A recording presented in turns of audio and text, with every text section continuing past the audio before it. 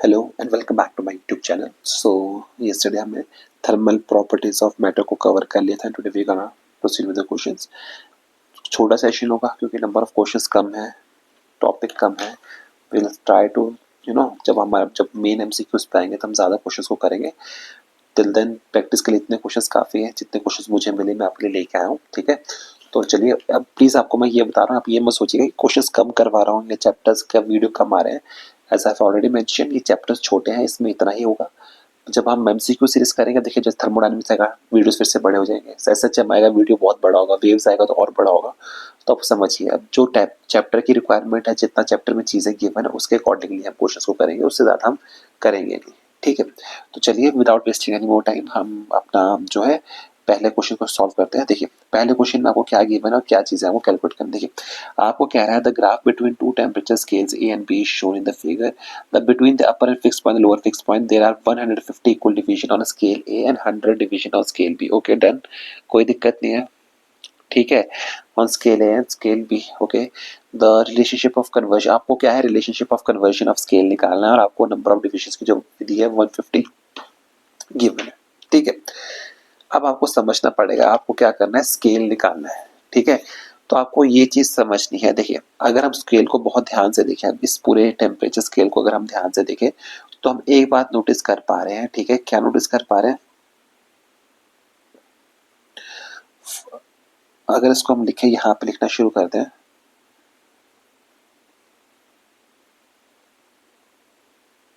कि जो lowest temperature है आपके पास, जो लोएस्ट टेम्परेचर है,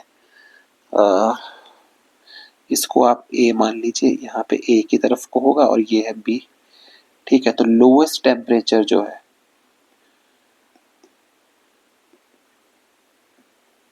लोएस्ट टेम्परेचर की अगर हम बात करते हैं,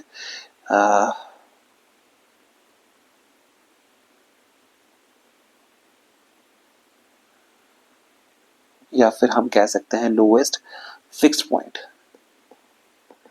लोएस्ट टेम्परेचर या लोएस्ट फिक्स्ड पॉइंट जो हम कह सकते हैं, वो 0 डिग्री से ऊपर है, इज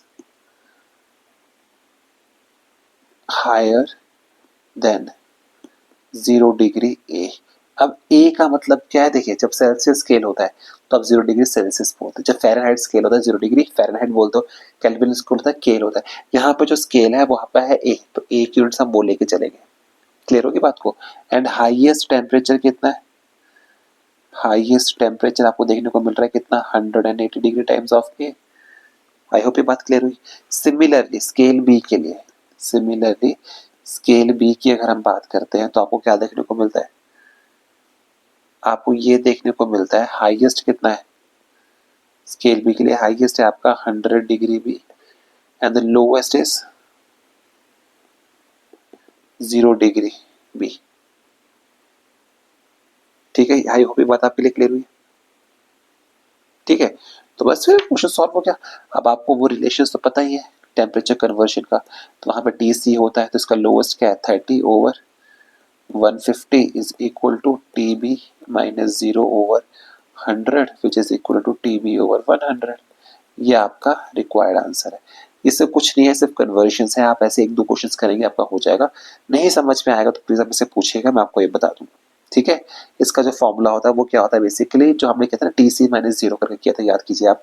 तो बस वही है, T A minus lowest temperature, वहां पे 0 तो यहाँ पे 30 है, ठीक है। ये चीजें क्लियर हुई आपकी? चलिए नेक्स्ट क्वेश्चन पे चलते हैं। नेक्स्ट क्वेश्चन पे क्या बोल रहा है, for an aluminium sphere dipped in water which of the following is true. This question is from your NCERT, ध्यान से देखिएगा।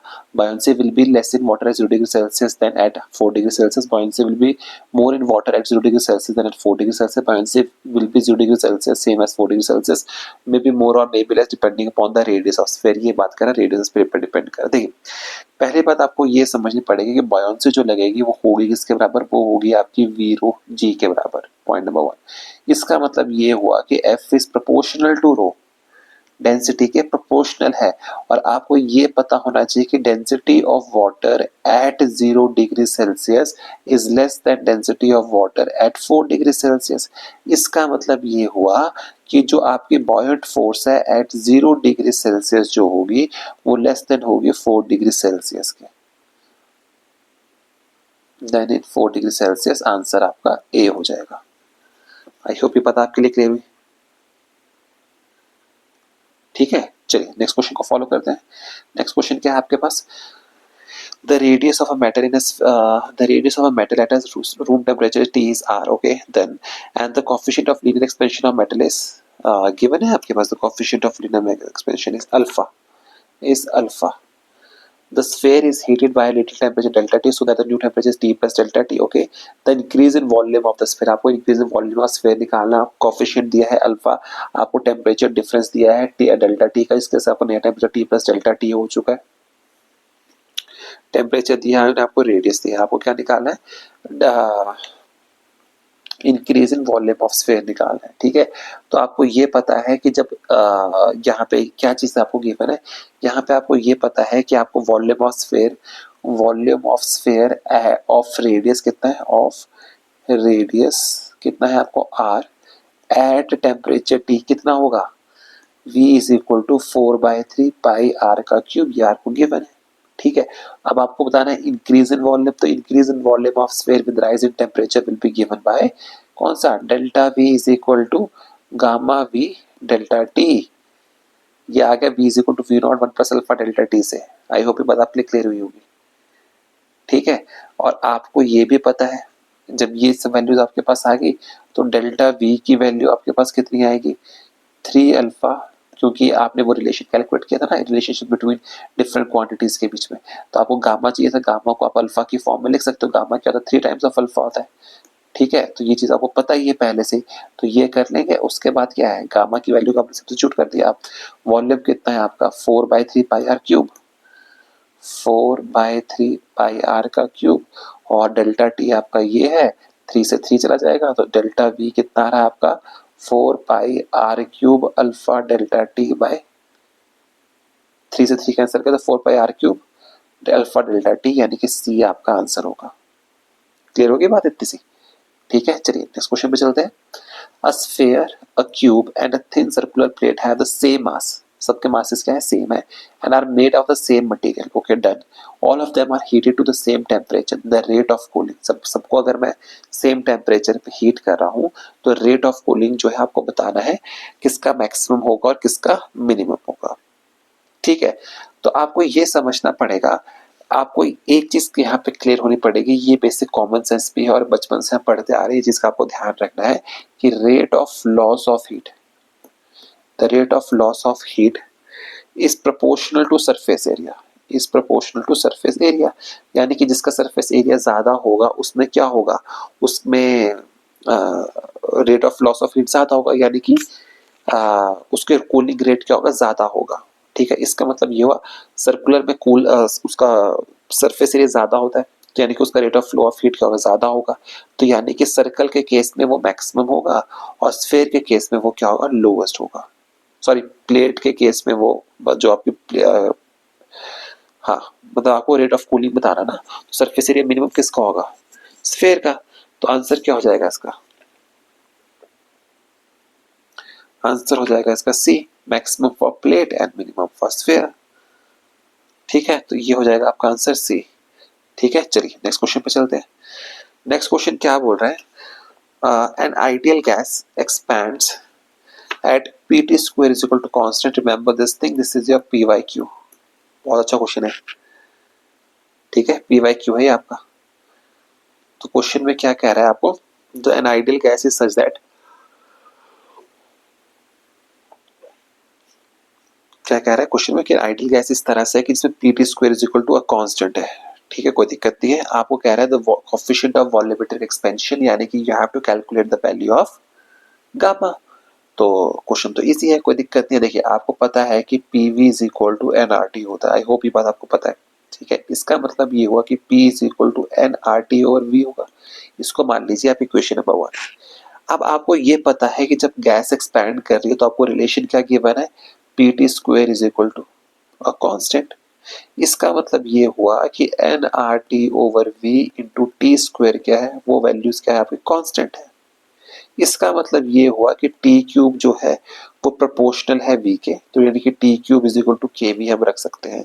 ये इक्वेशंस आपके पास आ गई। आई होप ये आपको समझ आया होगा किस तरह से आई। ठीक है।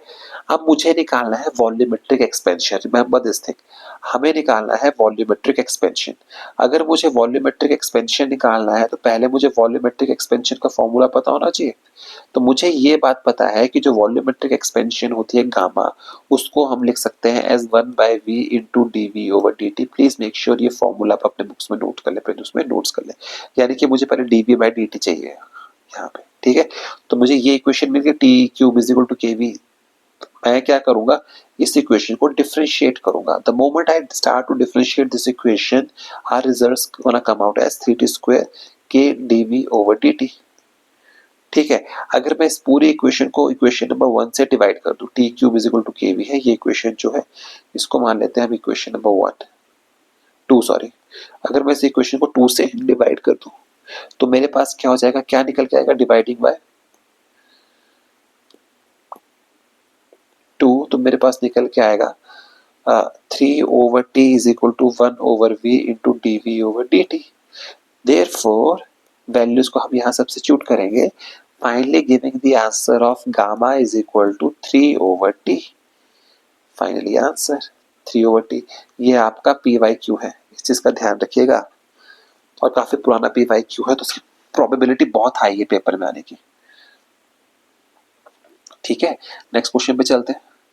नेक्स्ट क्वेश्चन क्या बोल रहा है, as the temperature is increase the time period of a pendulum. अब देखिए बहुत इंटरेस्टिंग क्वेश्चन है ये टेक्निकली क्वेश्चन किस चीज का, ये क्वेश्चन है टेक्निकली आपका उसका क्या कहते हैं, SHM का, ये ग्रेविटेशन का, बट ये यहाँ पे आया है क्योंकि इसके इफेक्ट को हमें स्टडी करना है। तो इसको अगर हम स्टडी करने की कोशिश करें तो जैसे ही आप क्या कह रहे हो, ये कह रहा है कि आपने क्या किया, टेम्परेचर को इंक्रीज किया। अगर मैं टेम्परेचर को इंक्रीज कर रहा हूँ तो टाइम पीरियड पे क्या फर्क पड़ता है, तो मुझे पता है कि टाइम पीरियड का फॉर्मूला होता है T is equal to 2π√L/g। अगर मैं उसको हीट करूंगा, अगर मैं टेम्परेचर को इंक्रीज करूंगा तो क्या होगा, मेरे पास L में चेंजेस आएंगे। ठीक है, इसका मतलब ये है कि T is proportional to √L होगा। अब √L है मतलब L की वैल्यू जो होगा हीट करने पे बढ़ेगी क्योंकि एक्सपेंशन होगा। एक्सपेंशन होगा यानी कि L बढ़ रहा है, L बढ़ रहा है तो टाइम पीरियड क्या करेगा आपका, इंक्रीज करेगा। तो इसका मतलब ये है, आप समझ पा रहे हैं बात को, मैं क्या कह रहा था।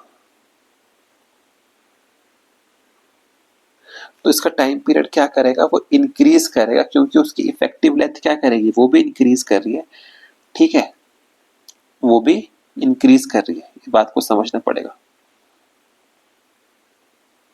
आई होप ये बात आपकी क्लियर हो गई। और इसका आंसर होगा डी। ठीक है, आई होप ये बात आपकी क्लियर हुई होगी। ये भी आपका एनसीईआरटी का क्वेश्चन है, तो ध्यान से कीजिएगा इसको। ठीक है, नेक्स्ट क्वेश्चन पे चलते हैं। नेक्स्ट क्वेश्चन जो है, प्लीज मेक श्योर आप इस बात को ध्यान रखें, ये आपका क्वेश्चन AIPMT 2014 का है। ठीक है, चलिए इस क्वेश्चन को सॉल्व करते हैं।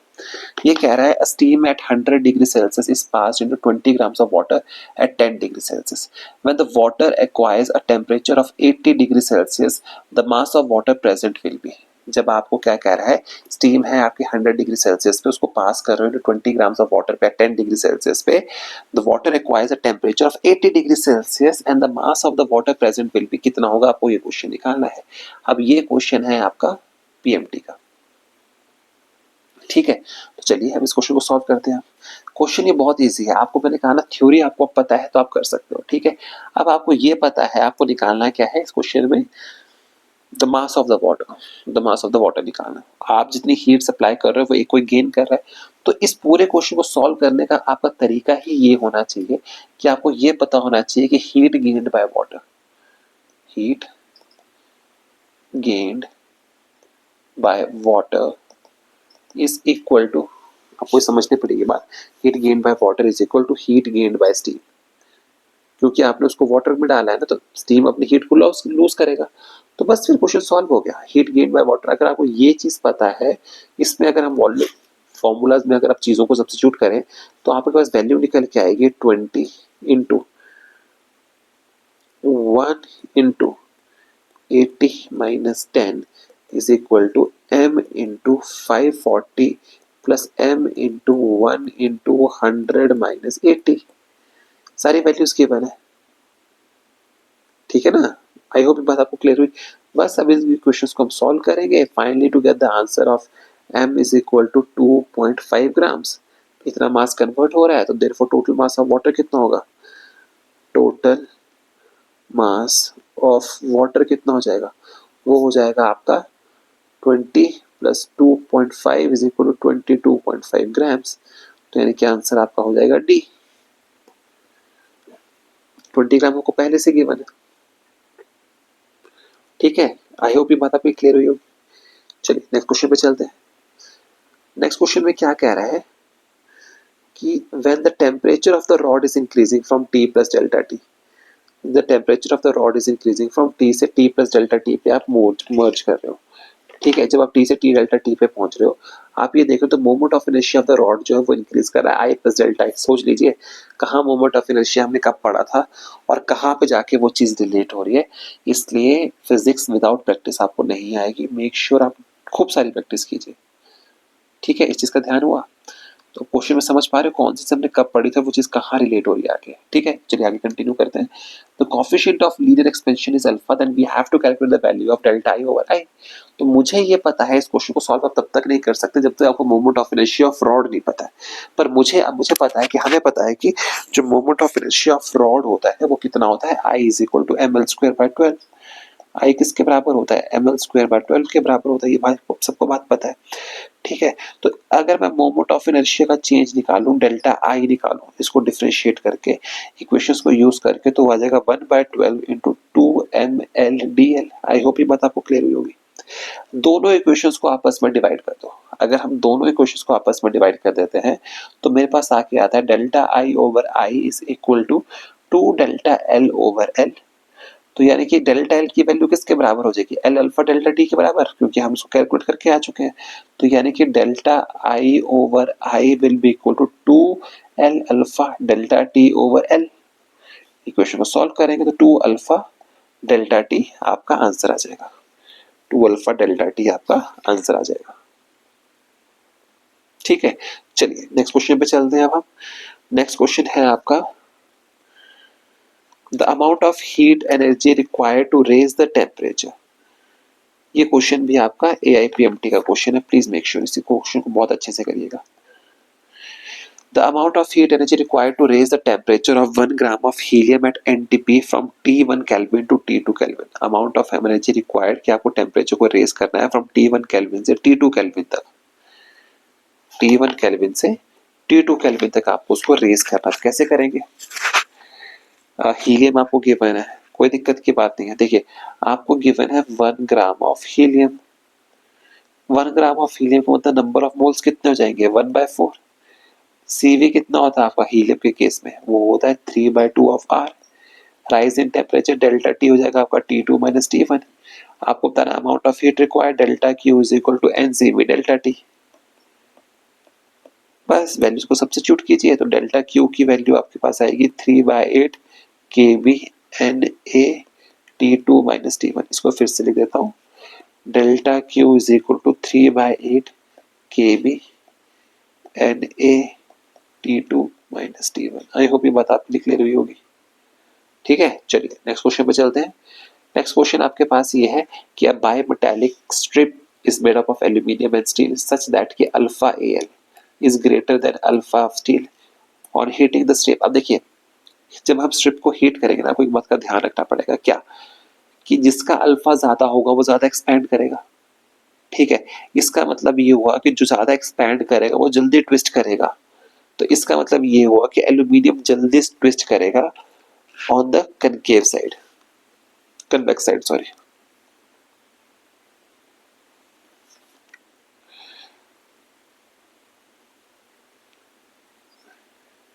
ठीक है, स्टील जो होगा कनकेव साइड में बेंड करेगा। आई होप ये पॉइंट आपके लिए क्लियर हुआ होगा।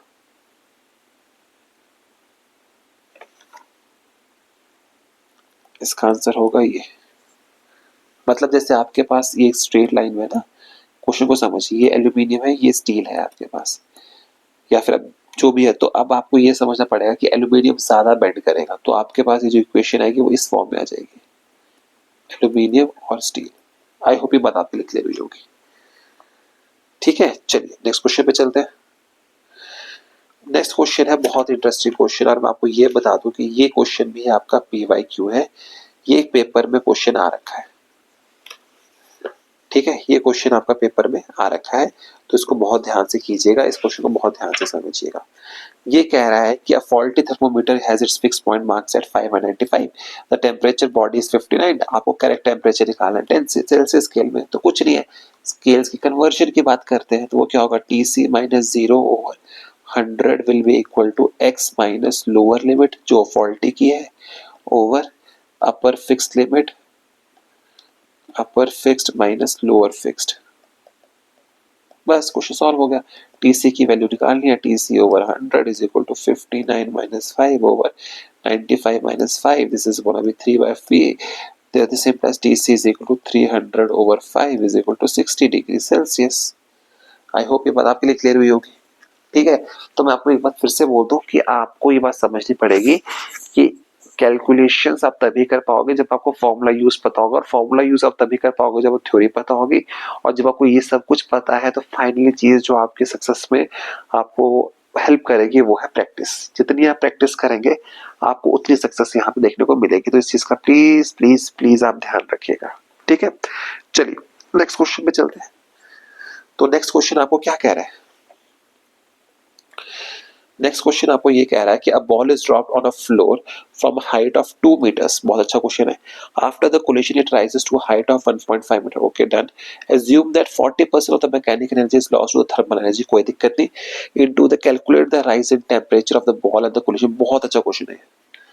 समझ पा रहे हैं बात इसको, इसमें आपको समझना पड़ेगा कि पहले आपको देखना पड़ेगा एनर्जी का चेंज कितना आ रहा है, मैकेनिकल एनर्जी कितनी लूज कर रहा है, मैकेनिकल एनर्जी लॉस्ट कितनी है, तो वो हो जाएगा mg of H2 minus H1, तो वो आपके पास वैल्यू निकल के आएगी। अब ठीक है, ये इतनी आएगी, उसके बाद आपको बोल रहा है कि इसमें से 40% एनर्जी को वो लूज कर दे रहा है, तो 40% ऑफ मैकेनिकल एनर्जी जो आप लूज कर रहे हो,